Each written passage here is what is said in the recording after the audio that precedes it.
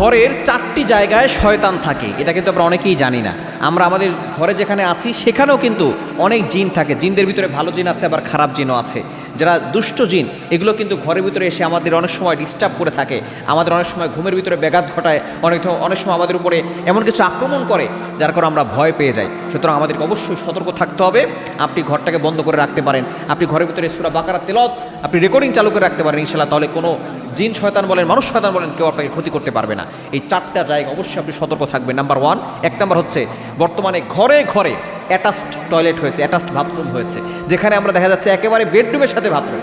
আর আমরা এটাকে সুবিধা মনে করি। আগে ছিল বাথরুম অনেক দূরে, আর এখন একেবারে ঘরের সাথে বাথরুম হয়ে গেছে। আগে মানুষ ঘর থেকে বের হয়ে তারপরে পায়খানা যেত, আর এখন বাইরের থেকে ঘরে ঢুকে তারপরে পায়খানা করে। এজন্য হচ্ছে এই বাথরুম অ্যাটাচ টয়লেটের ভিতরে কিন্তু এই টয়লেট যেখানে আছে সেখানে কিন্তু কিছু খবিস জিনজাতি থাকে।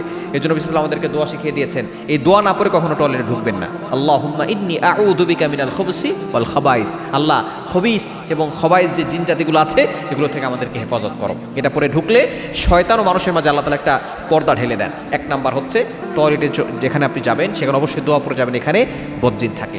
2 নাম্বার হচ্ছে যেখানে রান্না করা হয়, এই জায়গাটা খুব সাবধানে রাতের বেলা গেলে আপনি সালাম দিয়ে যাবেন, এবং যেহেতু সেখানে আগুন জ্বলে সেখানে শয়তান থাকতে পারে। এই জন্য আপনি যে সময় যাবেন আপনি সালাম দিবেন, এরপরে আউযু বিল্লাহি মিনাশ শাইতানির রাজিম পড়বেন, তাহলে আর কোনো সমস্যা হবে না। 3 নাম্বার হচ্ছে যেখানে দীর্ঘদিন ধরে কাপড় পরে আছে, সেই কাপড় কেউ ধরে না, এই কাপড়ের জায়গাগুলোতে শয়তান বসবাস করে।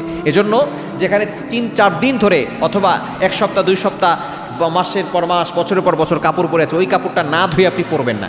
অবশ্যই কাপড়টা ঝাড়া দিবেন, আউযু বিল্লাহি মিনাশ শাইতানির রাজিম পরে ফু দিবেন, এরপরে কাপড়টা ধুয়ে তারপরে আপনি পরবেন। এছাড়া ওই কাপড়ের ভিতরে শয়তান থাকতে পারে।